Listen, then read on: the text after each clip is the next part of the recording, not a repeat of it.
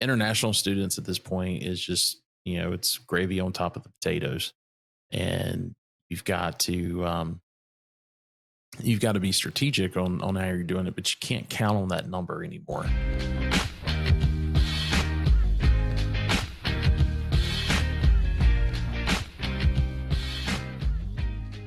Move-in day is stressful enough. If even one student shows up and there's no mattress, the whole experience falls apart. Bad reviews, hotel costs, and a lot of scrambling. Inspections miss mattresses all the time, and local stores rarely carry the right size. That's why student housing pros rely on studenthousingmattress.com, powered by Jameson Bedding. Their US-made mattresses ship quickly anywhere in the lower 48 and include the durable blue vinyl models everyone in the industry knows. Stay ready for move-in. Visit studenthousingmattress.com to learn more.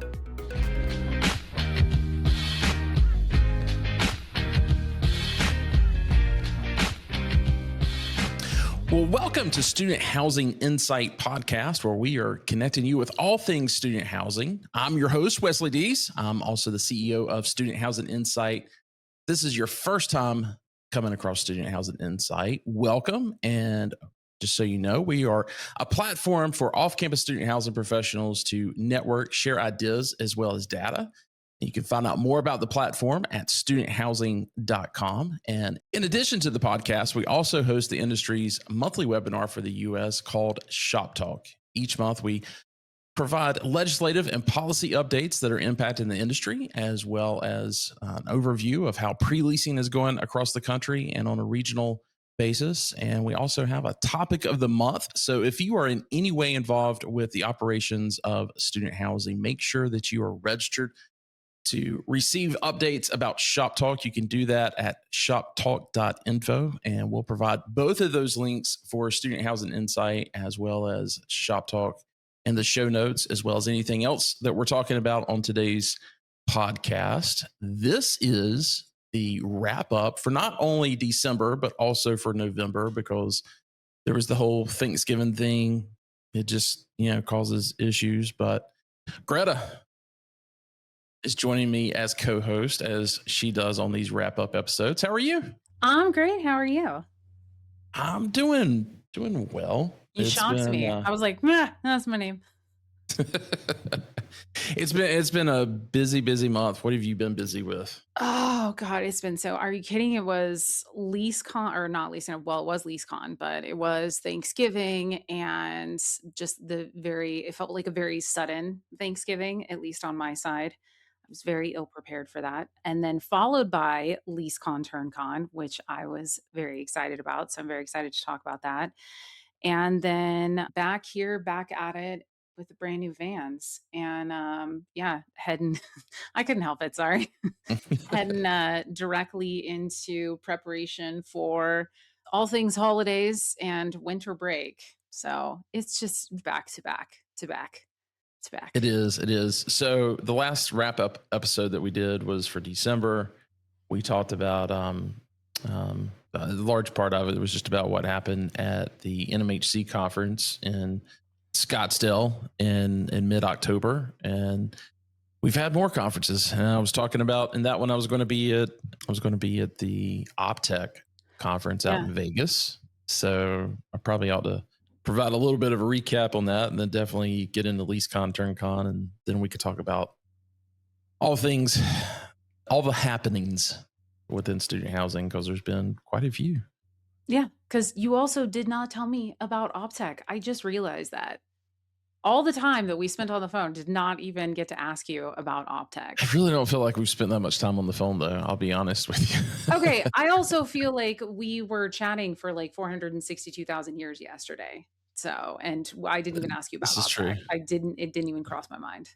This is true. Well, I did go to OpTech. I was invited as an influencer. Oh, my name tag had influencer on it, and it got me into some places, and it kept me out of some places too. Fair enough. Because apparently an influencer is the same thing as media, and apparently there are also sessions that happen that they don't want media at.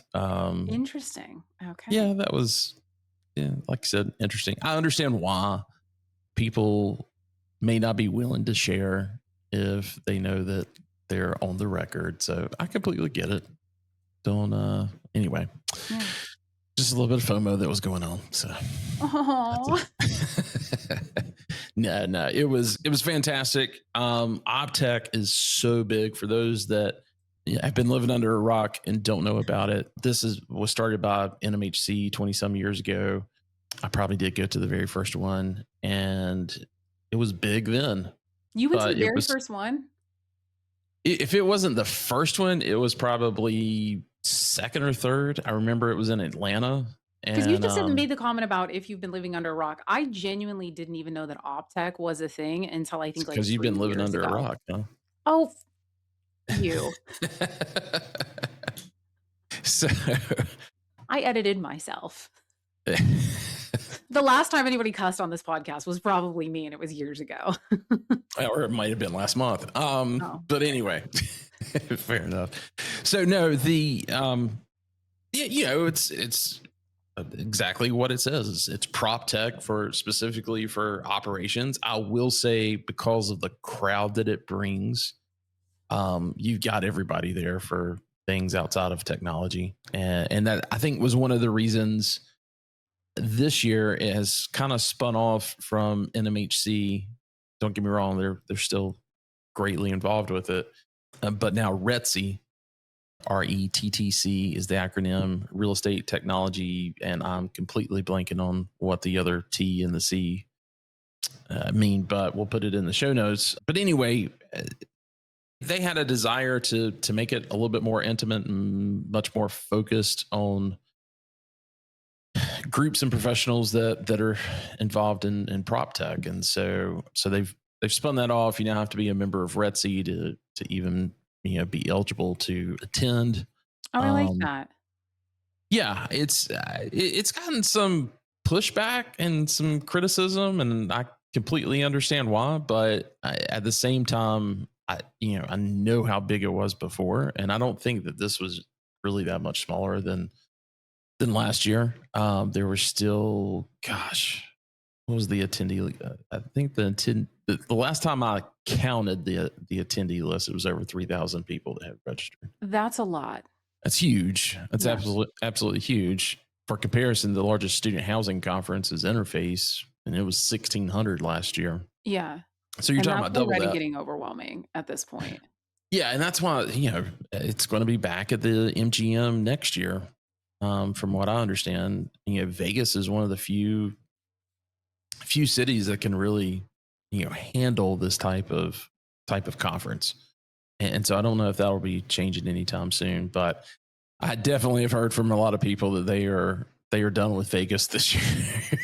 So, not necessarily for OpTech, but just it seems like there's been a lot of stuff in Vegas this past year from a multifamily standpoint, and I think everybody is tired of it, as one may do when they're in Vegas. But yeah, so being an influencer got me an opportunity to have a lot of conversations with folks. We took some cameras out and some mini mics and had several conversations. Editors are working on that. I did not put it. I was not in a. Everybody else is putting out stuff when we're there, so I didn't want to just crowd up LinkedIn feeds and the YouTube channel and all that. And so I think the editors are working on it. I think we're probably going to put it out in small little segments and maybe even a build up for next year's OpTech. But I had both some great operators, student housing operators specifically, as well as vendors that gave us some time and not just talked about the conference, but stuff that they've got coming up this year, some things that they're seeing. That's a great way to get Um, like a good little like snippet or preview of different stuff too, if you didn't get to go or if you don't get time with different vendors and stuff like that. Because really, especially when it comes to conferences, you don't always get exposure to everything, especially all the exposure that you could or sometimes maybe should. And it does stop us in some instances from being able to try out new products or know about new products. I mean, there's some really great stuff that does exist out there that sometimes we don't always even know about. And that is one of the reasons why. So I do kind of love that, honestly. I should take some time to show you who got the best booth at the exhibit hall. Give me just a second. Let me add this up here. But have you ever heard of AppWork? No. Okay. I don't know how big they are in student housing, but this was their booth.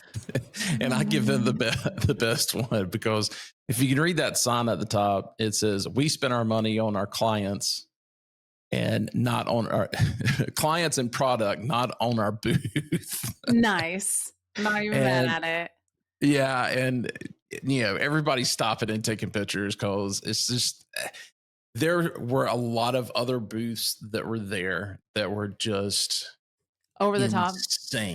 insane. And I'm not going to name names, but I understand it takes a lot to make a strong first impression.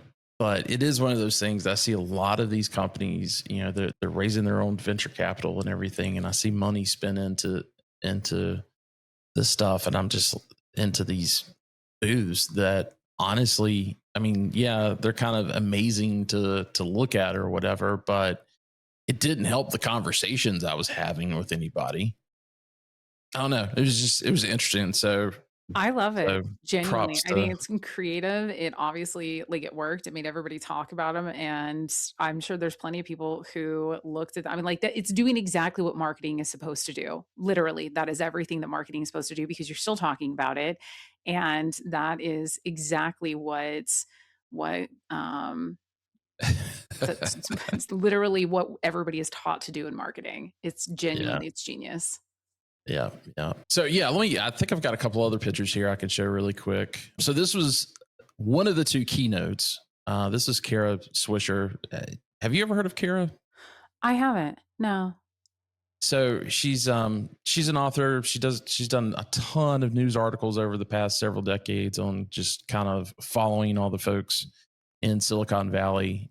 She's had interviews with Steve Jobs and several with Elon Musk over the years, that have kind of gone viral or whatever. But it was good hearing from her. She's got a great podcast out there that covers both tech and politics. And I tune in for the tech and tune out of the politics for the most part. But she's very interesting brain. And she also has another, I don't know if you call her a co-host or exactly what, with the Prof G podcast, which is Scott Galloway. He's a NYU business school professor, and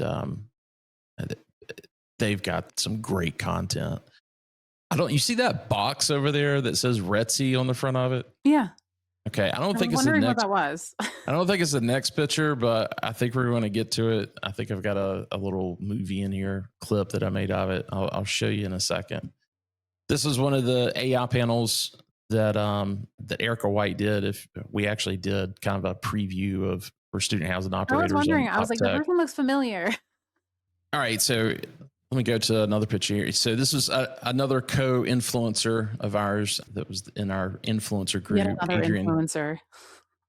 Yeah, Adrian Danila. I'm not exactly sure on the pronunciation of his last name, but if you follow him on LinkedIn, because he came from the maintenance side of multifamily, and just a fantastic story of he's an immigrant to the US and has gone through that process. And just listening to him, and I had breakfast I think the morning of this, maybe it was the morning of this picture, and just his background and everything is just incredible.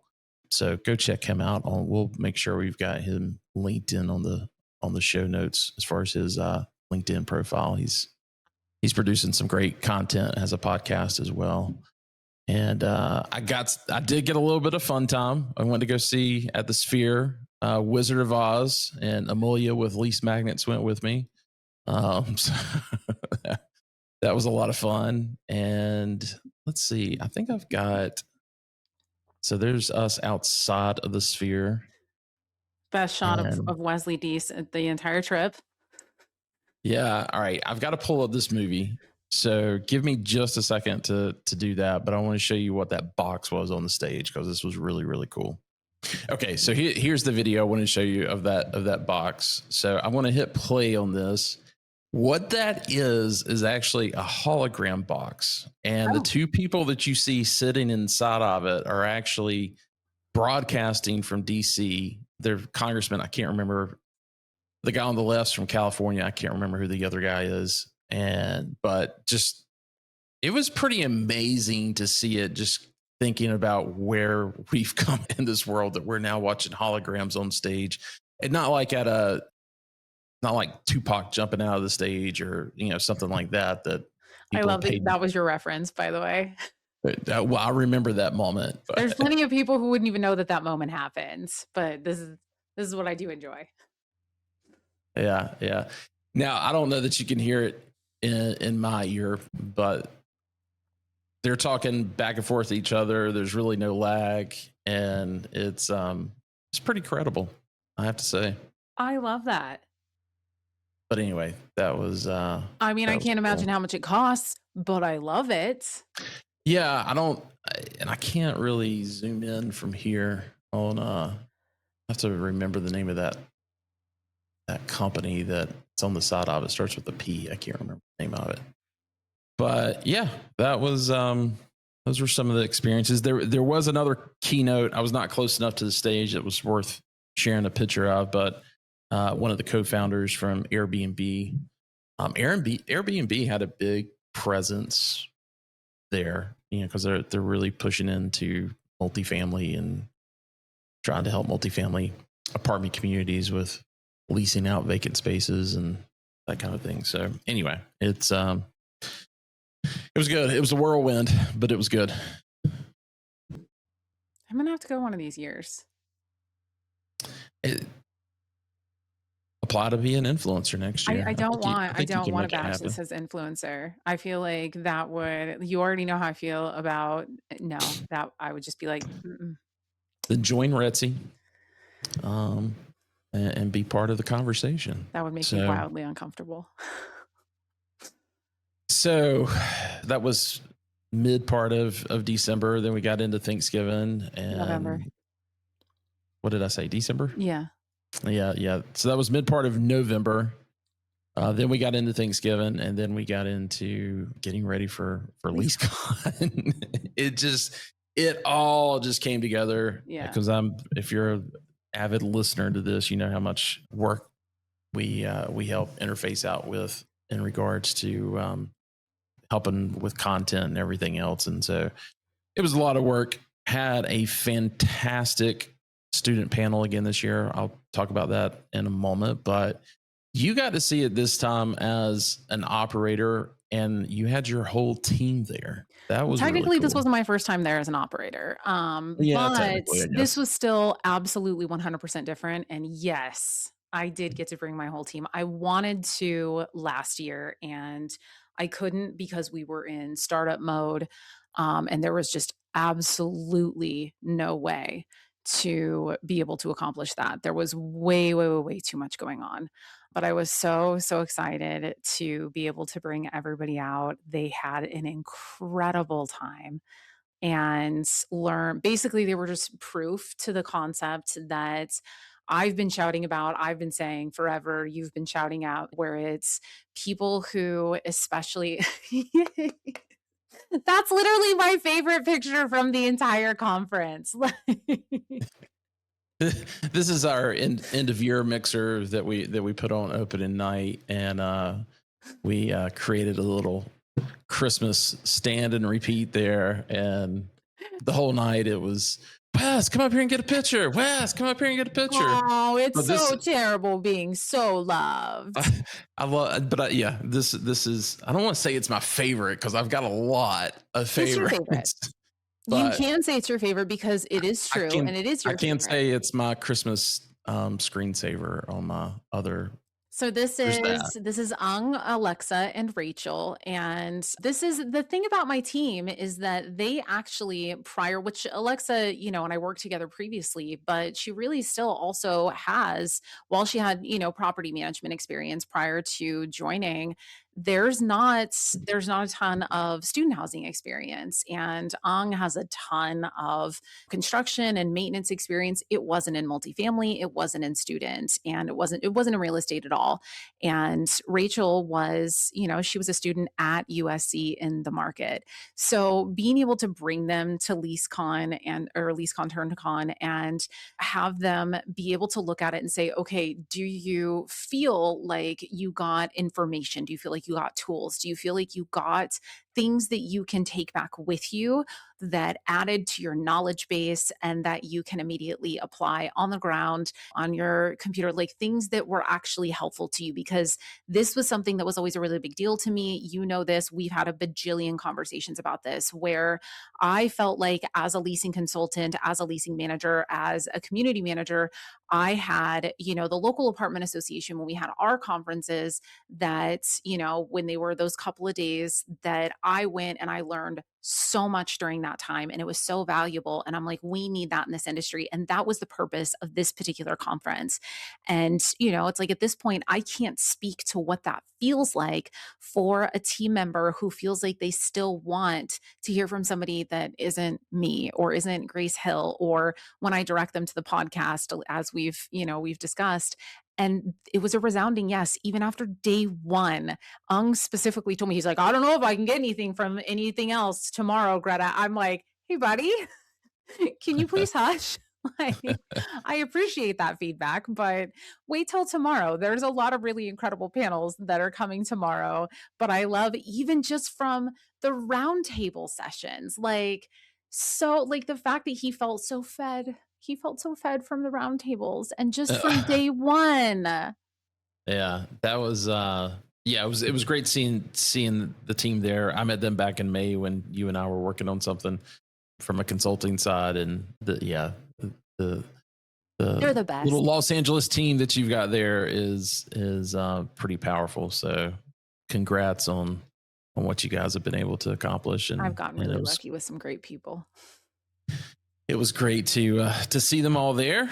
And I guess where we should probably talk about LeaseCon TurnCon, I'll preview the panel that I had, that I was moderating. Second year in a row that I've done this is the student panel, and we were able to get 5 students that were from the Carolinas. Not just Carolinas, we also had one student there from Lehigh University, which it was actually Rich Kelly's daughter.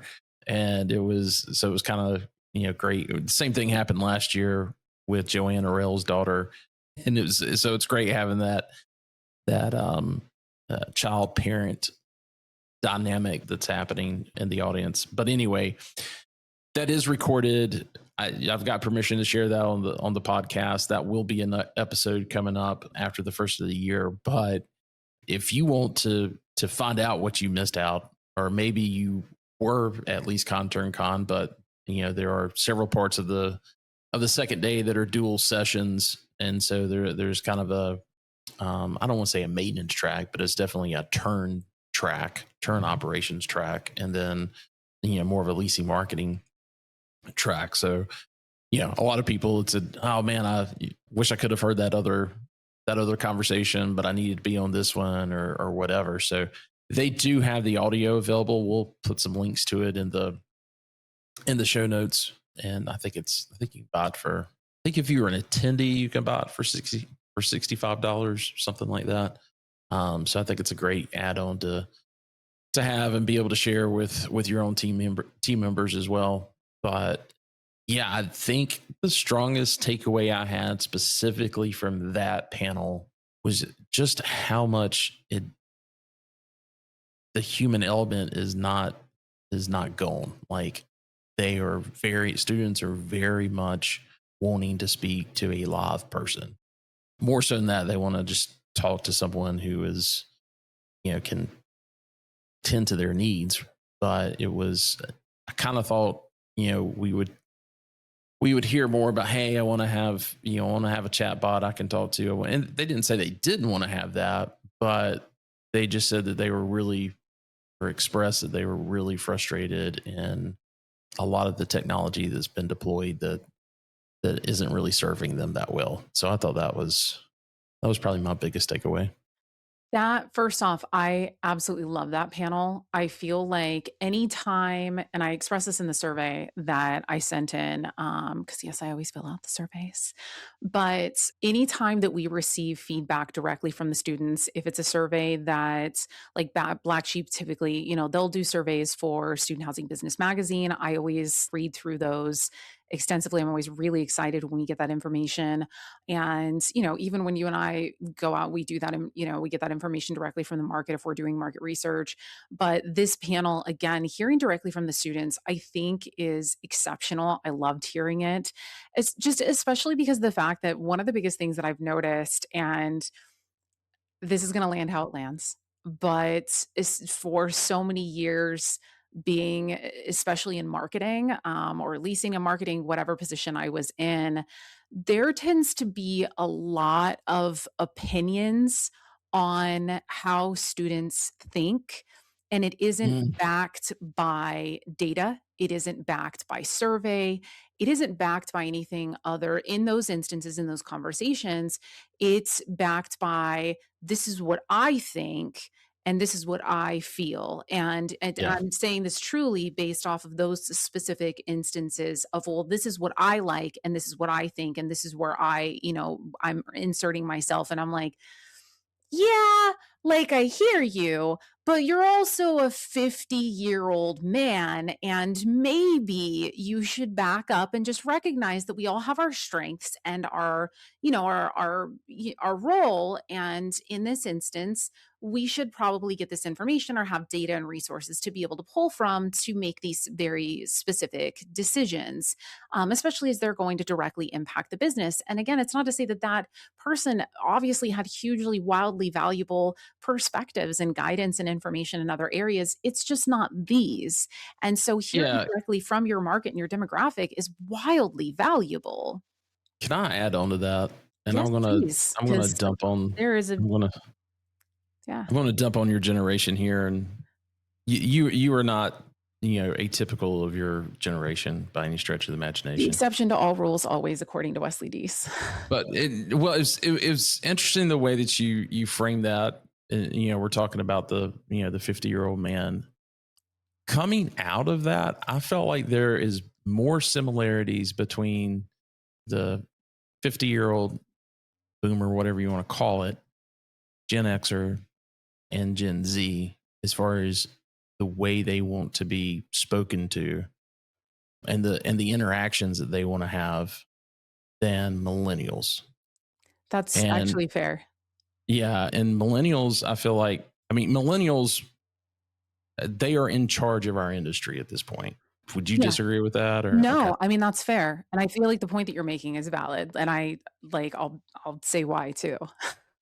Well, yeah, I mean, I think there's a lot of reasons going into why I see millennials in the positions that they are now in, making these decisions on products and the way things are operating. I feel like a large part of it is because they don't want to be stuck at a desk or in front of a prospect, or they want to try to automate all of that. And I feel like at least the folks that we talked to at those students that I spoke with, both in my prelim call and on stage, it just they don't want it. I mean, I don't want to say they don't want it. That's not the right phrase. They don't want it in replace of genuine human connection. And in like specifically what I'm speaking in regard. So one, I do want to validate what you're saying, because one of the biggest things about millennials that we were known for, besides the fact that we ruined every single industry and we went bankrupt because we drink coffee and eat avocado toast, is really that we hate being on the phone, which is true. I avoid it at all costs, and unless I'm on the phone for 7 hours straight, which is, I don't know how to explain that dichotomy. It exists. But as far as avoidance of other types of phone conversations and things like that, it's like, I don't want to, don't make me. And that is a very real thing. But as far as like the human interaction and that component is concerned, that's completely valid. That specifically is not at all what I was referencing when I was referencing that. It was more so about what students were wanting in regards to the feedback that we actually received on that stage.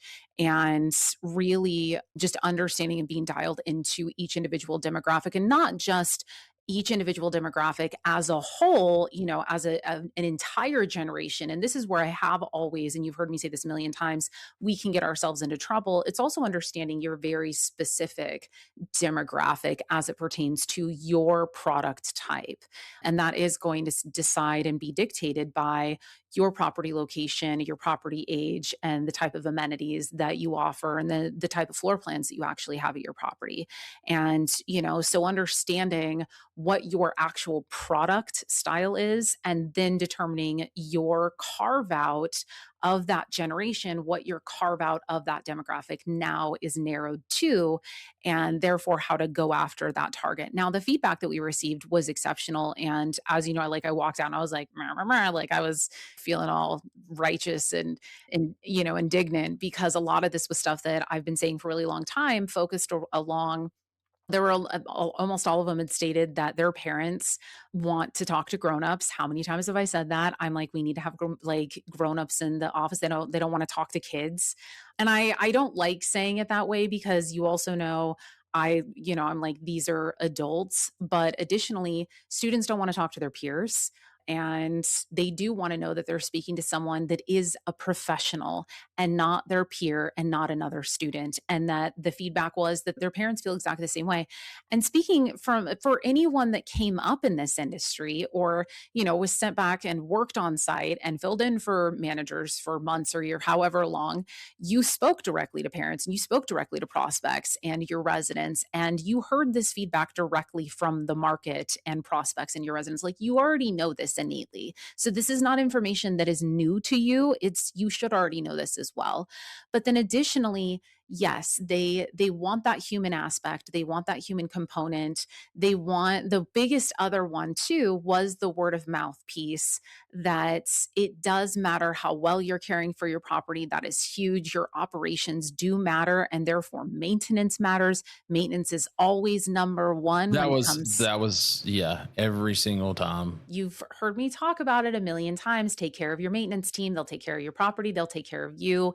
And if Well, you're but not, hold on to I mean, I don't disagree with anything you're saying, but that's the thing that we're also this industry and multifamily as a whole is struggling so much with. And I mean, you could treat them great. They can easily get something right down the street for $20 more an hour. they're not getting it and for $20 more an hour. They would have to and start at 20 and then be going up to 40. And ain't nobody paying that, Wesley. I mean, Pull I've it got up. some.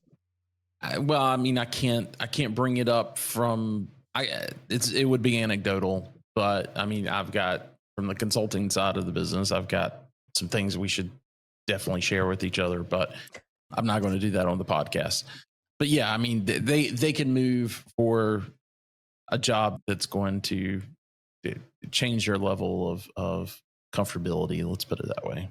Well, and we talked about this before, and I don't want to go too far down this path because I understand, but there is validity behind that. One of the things that we've discussed and something that you and I have directly discussed was again the wages. And when I first started in this industry, literally with the equity, that my starting salary or my starting wage, hourly wage, was $13 an hour, and I got $50 or 70, whatever it was. I got, something for every single lease and then something for every single renewal. And an entry level maintenance technician got $15 an hour, and that was starting. And maintenance technicians got paid more because it is a specialty position that requires specialty skills. And that was very specific. Technicians made more than leasing consultants. And as soon as that was explained to me, I completely understood. That made complete sense. And in order to get any type of so that was for tech one, there was tech two, there were supervisors, there were managers, et cetera. And if you wanted to advance up, then you also had to have your EPA certification. And so I had there was an enormous amount of respect for those, that side of the business and for those positions. But that was also a million years ago. And so when we're talking about $15 an hour as a starting entry level position, what is our starting level entry or our starting entry level positions today versus 18 years ago? That was 18 years ago, because I know that even 5 years ago, there were entry level positions that were still starting at that. And that's a 13-year gap. And that's what frustrates me is when we sit here and we pretend that leasing consultants and maintenance technicians are making a perfectly good salary when they're making exactly what I was and Ben was making. I'm saying Ben, like obviously, because you know who Ben is, but who we were making when we were in that exact same position. And that's not the case. And that's on top of the fact that we did get our apartment discount if we lived on site, which obviously, and that was there to promote us living on site because that meant that we could respond to things more quickly. And that's the thing that frustrates me. It's like people should be getting paid more. And we also have better benefits. Yeah. Yeah. I don't want to turn this into a 2 hour No, I don't either. podcast, But but that's, it's, that's where that stuff does matter. yeah, yeah, yeah. And again, the students are saying that there's, a definite Deficit. on the maintenance side. And And I it don't know impacts how, their decision. I don't know how we change it. I say that because, we also had the ShopTalk Executive Summit the day after. Don't want to move on from LeaseCon TurnCon, but I was not even going to touch on HR. And for those that don't know about the Executive Summit, it's basically a workshop where I invite not necessarily people that are attending LeaseCon TurnCon, but mainly because they are attending LeaseCon TurnCon, and I don't want to ask them to come back to Charlotte, some other time of the year. It's a great opportunity for us to kind of sit down and talk about what is what these executives about, and it's companies of all sizes. It's we had one that was there with probably less than 400 beds, and then we had some that were over 100,000 beds so in their portfolio. So good representation, and allowed them and diversity, and allowed them to really share about things that they're seeing as challenges within their company, within the industry. I thought it was exceptional, genuinely. Yeah, this is the third year we've done it, and everybody's walked away saying this, how much they appreciated it. And so I think we're definitely going to continue doing it. But it was, again, the HR and the recruiting and keeping maintenance staff was really one of the top issues everybody was voicing. And I don't know how to provide a solution on that. I won't go into the details. You and I tried providing a solution to it, and I'll just say it. Operators, I want to say this tactfully, I don't think there's a real desire to fix it outside of their own company. Like to fix it from an industry perspective. I don't know if that's a competitive thing or exactly what, but there's just it was just I don't know. I've tried providing some solutions and some initiatives, and that just I think there's there are not people a who are good very response to it. passionate about and know exactly the steps that need to be taken in order to really get to that point where we're people focused, we're operationally focused, we have those strengths on the ground again. Mm-hmm. They know exactly what it takes. It's that there does tend to be, and that, speaking from experience as well, there does tend to be pushback pertaining to how soon somebody hits the ground running. Because Yeah. when you're talking about that length of time that we were, and we can have, like we talked about, or I was talking about yesterday, have a completely separate podcast where it's like, here's all the things that were discussed. But then there's also additional costs. And that's the thing, is that you have to convince somebody. And this was a big part of the conversations that I had at multiple times of how you show that ROI. And because I got that question, and I'm like, okay, this is how you present that data. This is exactly what you do. And, it was on multiple different fronts of, these are the ways that you have to present that in order to say, this is where we're going to get that return. And this is where we're going to see that, that the less loss over time. And this is how I've managed to get these things in different positions. But Mm-hmm. it isn't easy, that's for sure. Yeah. Yeah. But anyway, back to LeaseCon TurnCon and takeaways. Anything? I mean, you had a round table that was pretty well attended. I On too. not I a just talked round about the same table. thing What do they call twice. those? Interactive. Discussions. Is it just discussions? Is Sure. that what it was called? So it was Yeah. basically I was given the option to come up with what I wanted to talk about. And so it was just in my what's been top of mind for me, and that was really three things. And a couple of them are coming up because they're in the news, and so they're things that, like, me, where I'm just like, I need to learn everything there is to know about this. And so, like, I deep dive into it, and I'm like, well, this is everything that's very front of mind to me, and I think that it's very worthy of discussion. And so at the beginning of it, I don't know how everybody else did theirs, to be honest, but for me, I did kind of what I typically do, where I prattle off all of the information that is, kind of sitting on my brain prompter. And on each one of the, I don't know how else to describe it. It's like a little monitor that sits in the front of my head, and I just say all the things. And then it's like, okay, here's all the information. Let's discuss it now. And it was actually really interesting because on the first day, it was a much smaller group, and so it went one way, and a lot of really exceptional conversations went out of that. But it was much more intimate. It was like a fireside gathering. And then, on the second day, at the end of the day, much larger crowd. And I was like, oh, hello.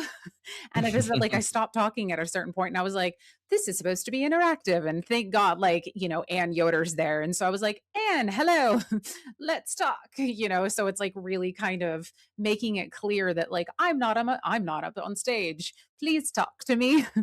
Don't make me keep talking because I actually hate doing this.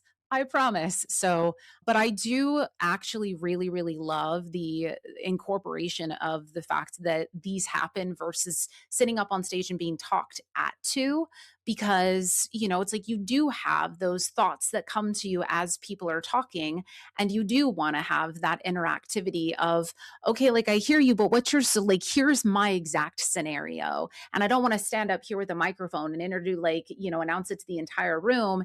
It's all right, let's all shove in and let's discuss this. And, I'll say, okay, well, this is what I think. And then someone else can be like, okay, well, that's stupid and I hate it. And I'd be like, cool, thanks for that feedback. Obviously, that didn't happen, but it does invite that conversation in an entirely new way that is extremely helpful, I feel. And so I love Yeah. that option is at LeaseCon, because it isn't something that I've ever experienced anywhere else. So I absolutely love it. So speaking of next time, how did you answer the survey question on the location for next year? It's so weird because that was just in my mind, and the fact that you asked that, I want to talk about it because for those on YouTube that are watching this, I would love to. And sorry for those that are not listening or watching this on YouTube and they didn't get to see all the didn't pictures. They see don't all the even pictures. know. They don't know any of the stuff, any Yeah. of the things. But yeah, I would love to see your comments in the video on where you think it should be. I've had some conversations this week with kind of wrap up conversations with Rich and Randy at Interface. I think there were on the survey there were three options: Charlotte, Atlanta, and Dallas for next year. Of course, you were part of the workshop, and we asked that question, and it was pretty clear to everybody. I don't want to say they're tired of Charlotte. It's not that they're tired of it, but there's concern with it being, East Coast, that not everybody can get here at that time of the year. And then the other thing was just the timing of it, because it, the other options, the only place Interface can put this is basically the week before Thanksgiving, which a lot of companies, I think it was even, I think Price did theirs maybe it was the week before OpTech, if I remember correctly. Maybe the first week in November, they did their big management retreat that they had in DC. And then, but everybody's doing something some time of the year, and it's impossible to get, the bigger companies to all get them there at the same time for an ops type of conference. And so what I've seen year after year after year is we get a lot of the smaller operators there. And a lot of times it's a property manager who he or she may be the only student housing property in their portfolio, and they really, get a lot out of having these conversations and attending this conference, because it's the only place that they're able to have those conversations and feel like the things that they're saying are resonating with other people, and vice versa. And I guess it's probably a little bit cathartic for but it's also one of the one of the best ways for them to end the year and go into the spring semester trying to get some type of feeling of what they've been doing from a marketing and leasing standpoint is really being the most tactful that they can be. So I think the timing is great. I think that for the operators that consistently aren't able to send folks, and I know you've complained to me, change your Christmas party. That's all I can say. No, Like, I think that this is the thing about the timing of it, though, is that we're in student housing, and December is when it makes the most sense. Because if you think about it, like, at what point is anyone going to be comfortable with sending this? Again, LeaseCon TurnCon was created with the on site teams, regional teams, with those types of people in mind specifically. That was the purpose of this. And so it was like really centering it around being able to bring those types of people out. And the only way that we can do it, and again, like bringing my own team out, the only way that we can do that is when leasing actually starts to really slow down and we're not actively amping up for something else. We can't do that in May. yeah, We can't do that in June. We can't. The best time to do that is in December, because that's when students are getting ready to leave for winter break, or they are leaving for winter break. And we know that typically nothing goes on in this industry. That's the point. And so December is genuinely the perfect time. If you're going to boot your team out for just 2 days, you can spare them for 2 days to come back with more knowledge, stronger tools, and the ability to better perform when the students actually get back from winter break. Hands down. I do agree with Dallas, though. Here's the thing. I do want to say that before we move on. And that's also speaking from a person who used to get the added benefit of living in Charlotte and just being able to boop over and yeah. boop back. It's Oh, that Dallas. and I've told everybody, like, Charlotte, as much as I think, I love having it in my backyard. I love kind of hosting people, and it also allows us to plan a lot of things. Yeah. That Sunday night, so before it even started, I spent pretty much the whole day with my team preparing the restaurant for our end of year mixer that was being held Monday night. The restaurant was, gracious enough to let us come in and kind of set everything up That beforehand. restaurant was fantastic, by the way. Yeah, I don't know it's how, like, the food, I only got like two snippets of food, but even the food was great, really good. yeah, there was an issue with food. I won't waste everybody's time with that. But anyway, so that happened, and then I took some clients and some friends out to the Hornets Nuggets basketball game. Had a great time there, and then things don't start the next day until like 2 o'clock. But we had like a scholarship dinner, or excuse me, a scholarship luncheon for our scholarship winners, and so I needed to go home and get some rest, and I got home to a 13-year-old who was having 13-year-old issues that took 2 hours to kind of console and help her through. And I'm like, if this was in Dallas, this would end up being a FaceTime call, and it probably would have been 30 minutes. Glad I could be there for my daughter, but having it in my hometown and having to juggle everything that goes along with it being in your hometown, I could, one way or the other, I could care less. That was also kind of the way that I felt, especially after I went from 0 to 1 to 2. It was like, I don't actually love this that much. And like, it does make a difference. Because Yeah. I'm just like right over there. And, it's like there's a huge difference between it. Just it changes it a lot, especially since I typically only go to two conferences, and it's Interface and LeaseCon. But the Dallas thing, the having it in Texas does mean that there's a lot more people that they can like boop on over. There's so many concentrated so many people and companies and properties that are just concentrated right there in Texas. And so for those companies that might be able to send, so many more of their team members, just because of the fact that maybe it's just a drive, that makes such a huge difference economically, just to the budget, as opposed to thinking about having a flight. Because, mileage reimbursement or car rental versus airfare, that is a huge, huge difference. And so all of those things come into consideration. And so that was where my mind was at. And then also, again, it's still an American Airlines hub. And, because Charlotte is as well. And so, like, again, because somebody brought up California, and I was like, LAX is a hub. I was like, Charlotte's a hub. And, Dallas is a hub. I was like, so it's a nonstop flight from LAX to Charlotte. I know I've flown it so many times. I can't even explain it. But so it isn't a big deal. But still, again, you have a great hub right there in Dallas. I Yeah, actually yeah. hate saying that it's great because the Uh, the mm, rain can suck. But I do yeah, agree with Dallas. I think I've made some additional recommendations. I had a great. I won't get into the details. When we came away from the phone call, we're like, yeah, maybe Dallas doesn't. Maybe this other location makes a lot more sense. So I'll wait and see if there's an announcement. The good news is the announcement is definitely going to come earlier because they've said, hey, we're gonna book things out earlier and make sure everybody's got more time. So stay tuned for that. LeaseCon Yay. TurnCon 2026. Apparently that required finger guns. All right, let's move on past conference talk and Get into jump into actual some news news. Jump into some actual news. this So month on student housing news. I just keep hearing it yeah, in my head. I can't not do it.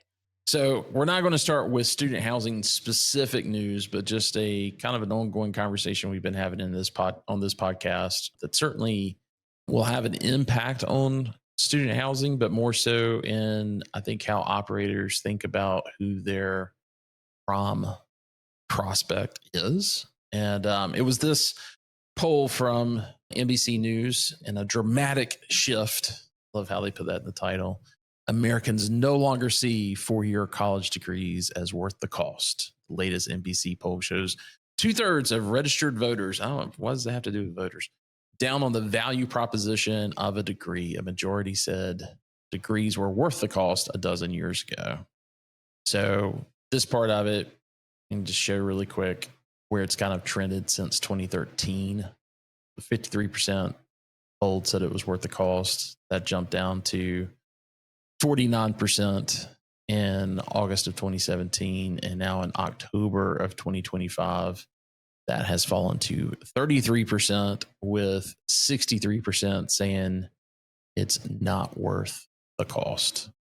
So I'll bring up, a podcast that we had back in September with the founder from Degree Free, who helped my oldest daughter with determining what she wanted to do, because she knew that she was not going to spend her money on college until she figured out what she wanted her career and kind of family life goals to be. And I couldn't be more proud of her for doing that. And it's we are reaping the benefits from it now. But one thing with that conversation with Hannah that turned into,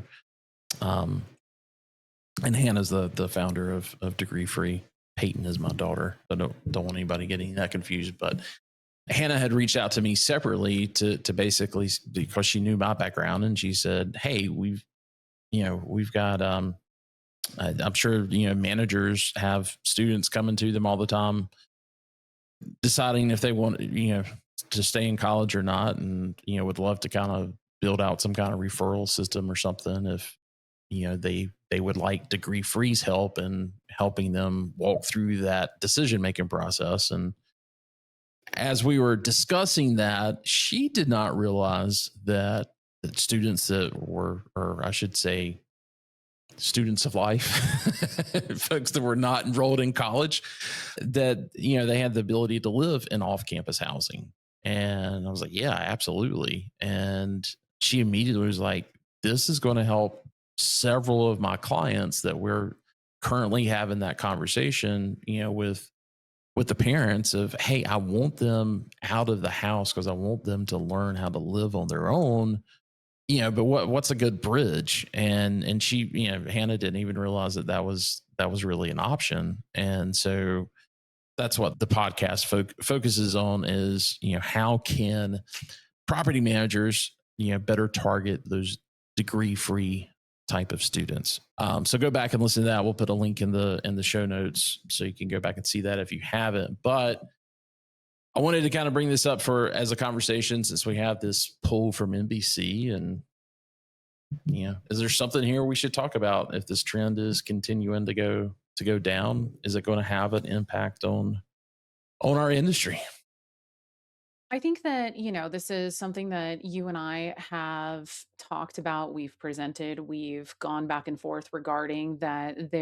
I think that one of the biggest things that everyone needs to be paying attention to is data from a holistic perspective, as well as, and this was one of the things that I brought up at both of my discussions, is also not taking a broad generalized swipe at their market. Again, making sure that each individual data point is applicable to their market and to their property specifically.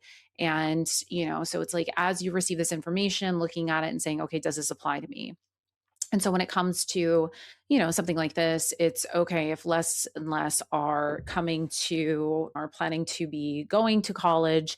Why is this? What are the differentiating factors? And so again, we know that there's a couple of different factors. It is cost, things like that. Which degrees are less likely to be focused on? And is your school or your property based off of the students that are most likely to choose your school or your property going to be affected by these decisions? Because all of these things do actually factor in. If you just hear that broad sweeping generalization of this number of students are going to be there less, it may not be applicable to you. If you hear that there's going to be a huge drop off of students, or it's seniors that are going to be graduating in 2026, well, that isn't actually applicable to every single student market. And that was one of the things that we also discussed in, my conversation. So it's really figuring out which one of these data points are applicable, like I said, to your market. Are they applicable to your property? Figuring out which ones are, which ones aren't, and then developing a strategic plan around each one of those and figuring out what works. And I do actually love that there's the option of reaching out to these people and saying, okay, and really figuring out where you can get leads from and pull traffic from outside of just the university. Because this is always, when I went into markets that were struggling, it's thinking creatively and saying, okay, in the event that we're here late in the market and our student pool may be diminishing or already potentially be diminished, how else can we still fill our beds or our units? And so I love that.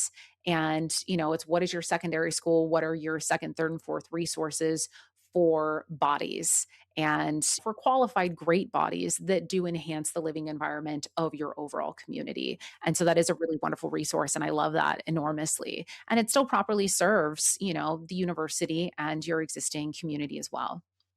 Some discussion you and I have had, not necessarily for degree-free type students as far as for attracting them, but we've talked quite a bit about maker spaces and 3D printing labs and things like that as potential amenities. And I think certainly with that potentially trying to target degree-free students, I think that's something that owners and developers need to think about as they're assessing, what their property is offering to that demographic of students or demographic of people being students. They're in age group, but it's interesting. We'll see.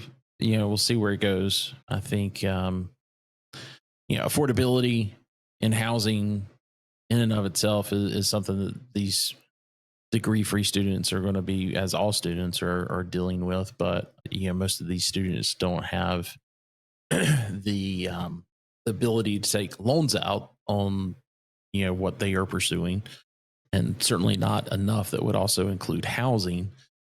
And so the affordability part is obviously a big factor.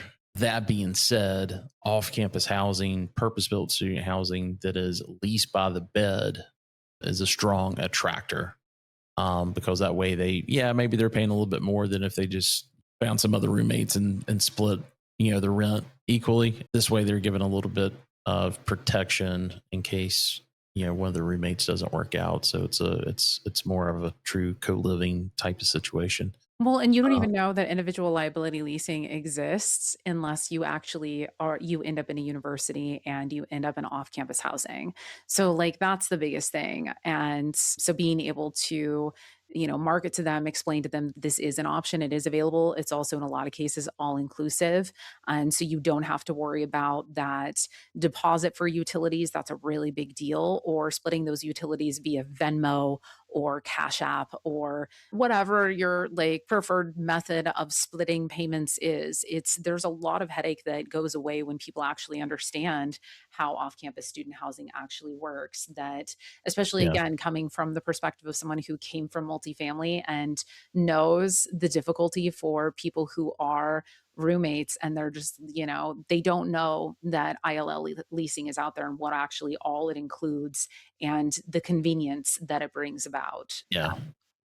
Yeah, I would definitely say, look, if you're in in a market where you've got things like my daughter went to this phlebotomy training place, like that there should be, if you're an on-site marketing manager, leasing manager, like I would definitely visit a place like that. I would visit the welding schools, if there's like a welding training facility, because kids are definitely, as they're graduating high school, we're thinking about, because they can make money immediately by going into the trades, and in some cases they're going to be making more money than if they had a college degree. So Well, and they can make it um like, especially with something like phlebotomy, or something like that, then they can make the decision a little bit further down the road if they want to take that a step further. I had a very good friend of mine from high school who did that exact thing.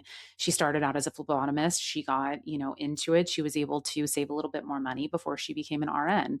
And like that's the biggest thing because of the fact that, as we saw in our statistics that we pulled yesterday, that the medical fields end up having the highest number of student loans. And so at least being able to have some sort of financial grounding underneath you before you go into something like that can make a really big difference. And that's just dependent upon whatever field it is that you may want to go into. Or maybe you decide that you're like, I thought I wanted to do this and I actually hate it. And this isn't the field that I want to go into. So it gives you a little bit of time and space, which I think is really incredible and important. And maybe you do find something you're a little bit more passionate about, like respiratory therapy or radiation therapist or nothing in the medical fields. It's not for everyone. And, you learned that before you spent $100,000 or $200,000 on.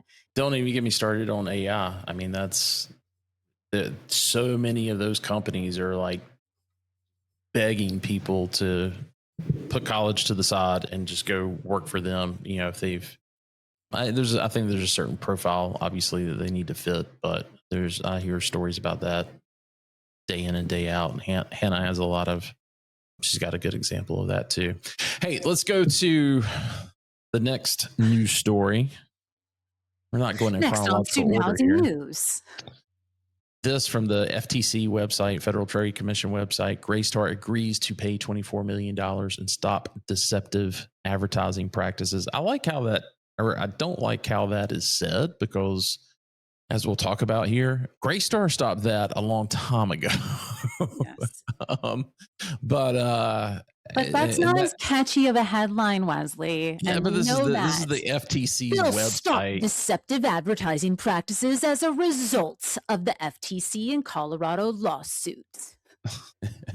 It's not So like yes, they're just going to continue doing what they've been doing for a little bit. But by the way, the lawsuit is also done. Bye. yeah. Now they've settled That's not how as much catchy. they're paying for it, but so yes, both to the FTC as well as the state of Colorado. I think it was $1 million for Colorado that was paid, again, in a lawsuit alleging that the firm deceived consumers about rent prices. Order requires companies again, just talking about Greystar, to clearly and conspicuously display total monthly leasing price and mandatory fees.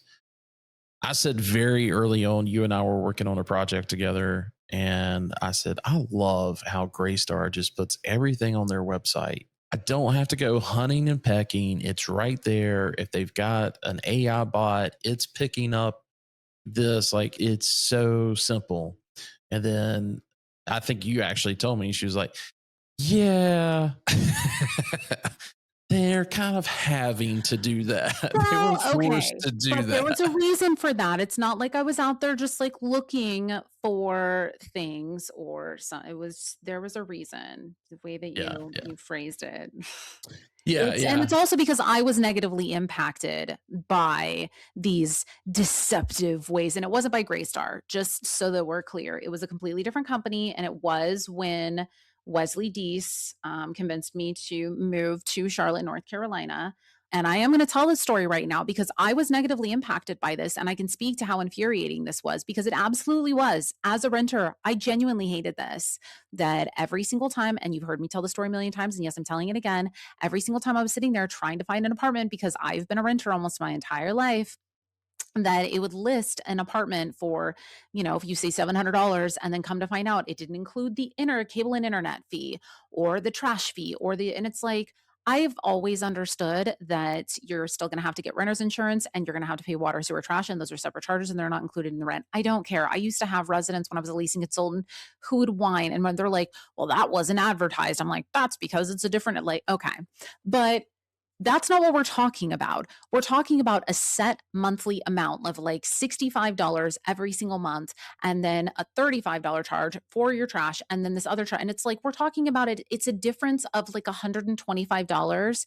And when you set your little price budget on your ILS or whatever it is, it didn't include that additional $125 Yeah. that you would, and also, so no, I don't love it. I didn't like it. And then, so yes, it did just automatically pop up for me. And And that's why I I think knew it's it. worth saying, like, it wasn't the Greystar or I think any company is, Yeah. trying to hide it before a prospect signs a lease.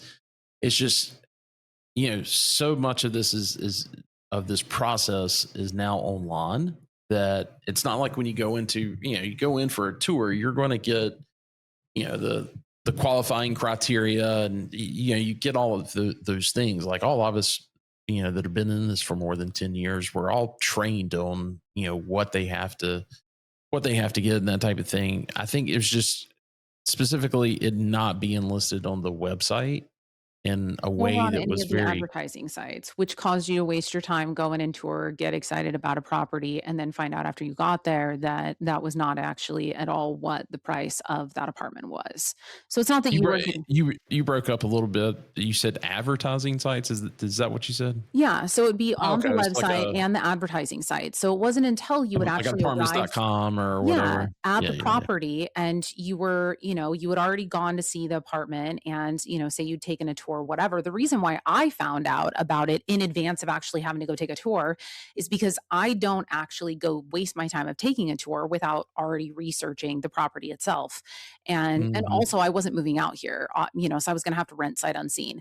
But for a lot of people, they're going to go through that whole process. So it is deceptive and it isn't okay. And I am going to point that out. I don't care that you get to all of it because it's a huge waste of your time. For a lot of people, when you're going to go rent, you have to take time off or take time out of your Saturday or whatever. I know because I've done it. And for a lot of people, they're looking at, 4, 5, 6, 7, depending on how many. At least they did when I was a leasing consultant. I'm like, how many have you looked at? They're like, this is my 7th or this is my 14th. And, it's like, when they've got there and they think that they're looking at an apartment for $725 or $1,350 and come to find out you are actually completely outside of their price range. And Mhm. they're not finding that out until after you've taken all of their information and put it into a guest card and taken their ID and gone on the tour and gone and saw all of the amenities and get all the way back, because we don't want to tell you the price until we actually get all the way back. And then we're breaking down all of the fees and the move-in fees, and we're handing you the quote sheet, and now you're sitting there going through it and you're like, this is actually $850 or $1,475, which is outside of my price range. Yeah. No, you just wasted all of my time plus give me my gas money back. I want my hour Yeah. and a half of my life back, plus the time that it took to get me hyped about this, plus my gas money to get over here. That's rude. I don't like you. And did say that the $23 million would be used to refund consumers harmed by Greystar's actions. I wonder if that's going to be gas money too. I'm just saying. I think you're right. So, all right, moving on. So, anyway, how does this impact student housing? I think student housing's got. I feel like they've got more fees than. I mean, maybe not so much because we've kind of gone through this all inclusive kind of thing. For the most part, but there are a lot of properties where the way that they end up putting all of their fees, and it isn't just them, Core does this as well, and I love that they do this. But I think that it's honestly, I love transparency. It's why, that's why I named my company what I did. But I love that you can get all that information right off the bat. I think that the more people can just know right away, have their questions answered, I think that it's great, especially when it's quick, simple, and easy for them to be able to understand it. And so that was the conversation that you and I were having in that context, was that it was giving them, do they have renter's insurance? They have the option. Do they have the option to get it themselves? If not, how much is the insurance that it's offering?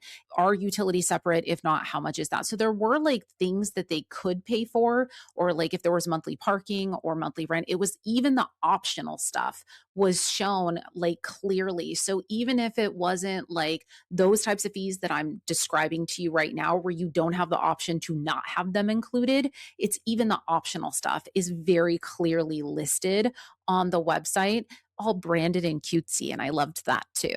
So I thought that was genuinely wonderful, just very clear and upfront. And there's a lot of people who don't like publishing that type of information because they don't want their competitors to know about it. And I think that's really funny, all of the data share, conversations that we have. But it's who cares? This is for your residents. This is for their sake. And also it helps them compare. And then there's people who don't like to do that because they're well, I don't want to sway them away because I charge $35 for my pets and somebody else doesn't charge that for their pets. It's they're going to find out anyway when they ask you. Just tell them up front and stop wasting people's time. And again, this is coming from the perspective of someone who has rented, and this is the stuff that actually does make and change your mind. Just give us the information up front. These tactics are obnoxious. So I loved the transparency. You loved it too. I loved that you pointed it out to me. I'm just saying.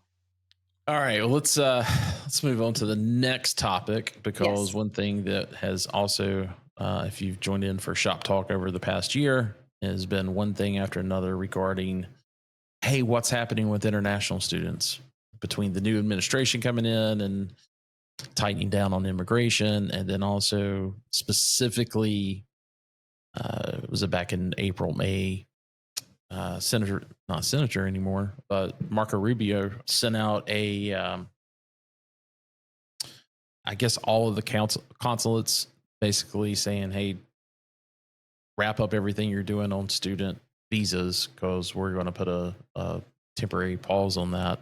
That got everybody really worried. So wasn't really sure how those numbers would ultimately end up panning out for the semester. So moving on to the next story I want to bring up. If you've been following Shop Talk over the past year, we've talked all about what's happening with international students, and I've gotten your phone calls, I've gotten your emails. Hey Wes, what's the deal with international students coming up this year? With the new administration coming in and a breakdown or crackdown on immigration, there were a lot of concerns on how that would impact things, and then Secretary Rubio put out something in April or May, telling all the consulates in the other countries on, hey, wrap up everything with your student visas. We're not going to be, we're going to be putting in a new system, and we need to wrap up what's currently in process. And that new system was going to take into account social media, a review of social media accounts and things like that. And so a lot of questions have been around, hey, how is this going to impact things? And Open Doors came out with their information. You could go to their website, opendoorsdata.org, and link to it. We'll also put a link in the show notes. You can go through their whole presentation that took place back on November 17th and hear that. I highly suggest that you do. Most of this data is going through fall of 24 because it just takes them a while to synthesize it. But they do put out alongside of this kind of some pre-projections of where they think or what the initial numbers are showing for fall of 25. And you found this article from a Indian publication, 17% drop in new international students in US in fall of 2025. Indians remain largest cohort, says Open Doors. And subtitle there is Institute of International Education's report shows. Now, if you're looking at this, I know that number makes no sense. What is 3,63,019? That is 363,019. They do their commas different in India, which was not something that I was aware of. Thanks to Gretta's ChatGPT for answering that question for us. But again, this subtitle, Institute of International Education's report shows 363,019 Indians enrolled in 24-25, up from 331,602 in previous year. So again, that's fall 24 numbers, but Indians accounted for 30.8% of international students. So there's been some, you and I've even had this back and forth because there's some information that Open Doors came back out with. And it was 3 years ago when they said, okay, India has taken the number one spot over China. We found out that actually was a little bit off, but was really close. And then now we're pretty much, I don't know if it'll change. Maybe it will. But so far they're reporting that India has taken the number one spot. So they've surpassed China so far, according to reports.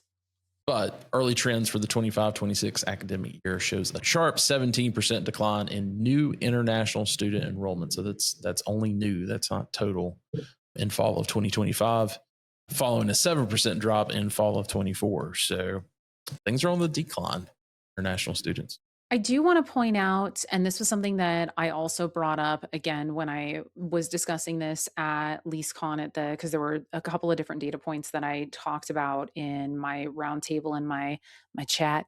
And it was there were specific points in each one of the data tables that they have in that. And it was that the enrollment was still up in fall of 2024.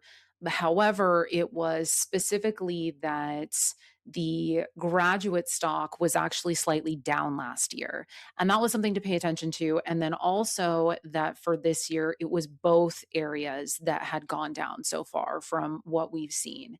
And so these were the things to pay attention to. And then also for schools that could be and or are impacted by this. And again, it's looking at your school, and like whether or not this impacts you has to do with whether or not like how international heavy your school is, how reliant you are on grad students, things like that. And so typically you're looking at USC, UCLA, UT Austin, Purdue, ASU. Those are the types of schools that are going to be more research focused and things like that. And so again, if you're putting everything together and you're saying, okay, are we going to be impacted by all of these different things, or to what degree are we going to be impacted? These are the types of things to take into consideration. And it's not taking, again, broad sweeping generalized, headlines or broad sweeping anything, or even when someone's like, we're not going to worry about that. Okay, well, you can't just say we're not going to worry about that, because every single market is different, every single enrollment's different, and every single individual property is going to be different. So looking at the data, breaking it down properly, and taking it into consideration for what's actually going to impact you and your property, it's really, really important. And I can't say that enough. Again, it goes back to mine and Willie's webinar that we had that one time. It's shotgun versus sniper. I'm always going to say, be a sniper when it comes to what's going to impact you and yours. There's that. Yeah, I think, and this, this question also came up. Charlie Matthews at College House was given a presentation at LeaseCon TurnCon, and one of the questions that he received was, any early information on international students and how that may continue to play out. And he said, he was going to, borrow the response that he also got from Stacy Lakoki at Asset. And I think she actually said this on ShopTalk. International students at this point is just, it's gravy on top of the potatoes. And you've got to you've got to be strategic on how you're doing it, but you can't count on that number anymore. We're talking about, from a country intake level, 17% decline. I read an article yesterday on Webster University. That number went from, in 2021, went from like 700 to the next year of going over 2,200 because they really doubled down on recruitment, but they were not able to retain those students because they ended up accepting a lot of students that I don't want to say they wouldn't have accepted them previously, but because they put so much effort into increasing international enrollment. They've got a lot of folks that weren't necessarily focused on going to Webster, but they were focused on getting to the States. And so they ended up applying, getting in, attending, 1 year or 2 years. And then they applied and got into, flagship schools or cheaper state schools, public schools, and they didn't retain a lot of them. So every market's a little bit different. And a lot of that comes down to the recruiting strategy that, the institution is using. And I've learned a lot about that over the past couple of years because of some clients that I've taken on. And it's,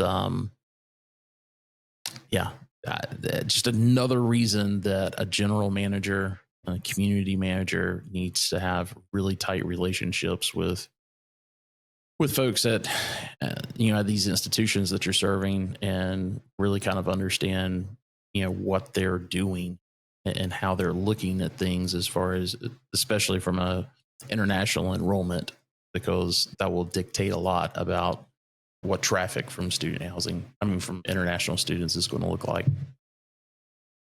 Anything else on international students? Let's start getting to some company news.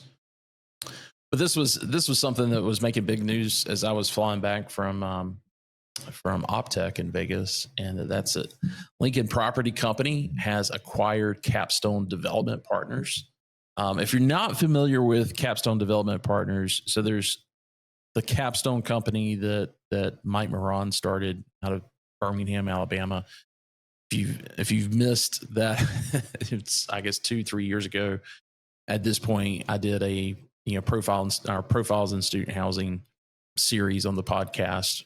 Where this past year I interviewed Bill Bayless and talked about his entire history. But we did one on Mike Moran. I believe it was in 2022, if I'm not mistaken. We'll link that in the show notes.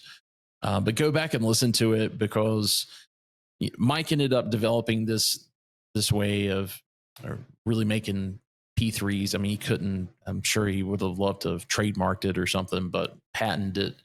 But he was able to find a way to create a nonprofit entity that would, work on behalf of the universities to get these real estate deals for dorms off their balance sheet. And that just kind of opened the gates wide open for all these P3 projects that we've seen over the past 2.5 decades. And go back and definitely listen to that. And then you can kind of find out how Capstone Development Partners came about, because when Mike was setting himself up to retire, he divided up the company into 5 different companies, one of those being Capstone On Campus, which I think a lot of people are familiar with. I know we've got a lot of audience listeners that from Capstone On Campus. But one of the other companies was Capstone Development Partners. They were focused primarily on on-campus development. When they split off, they needed to create a management company as well. They ended up partnering with Cardinal Group to create a white label, where a good part of the back end of a management company was being done by Cardinal employees, but they had kind of their own set of regional managers, that type of thing, that were, I think they were technically Cardinal employees as well, but they were focused on that P3 product. And so Lincoln recently was not, I don't think they were doing anything in student housing, came in and made an offer to bring Capstone Development Partners in-house. Everything is staying in place. They're still going to be Capstone Development Partners, the management company for student housing is still going to be Capstone Management Partners. But this was pretty big news. I think it was a really big deal, genuinely. I will say I've had some conversations. We're going to be interviewing William Davis, who's their managing principal, to kind of talk about these changes that are coming up or that are now in place. They're going to be focusing, somewhat on developing non-P3 or privatized student housing. So that should come out first quarter. So be on the lookout for that. So in other company news, let's talk about a couple of acquisitions and management changes that are probably worth talking about. Peak Made on December 5th was awarded management of, I don't think this was all on December 5th. I think this is probably kind of a recap of some properties that they've taken management over, but 8 total student housing communities.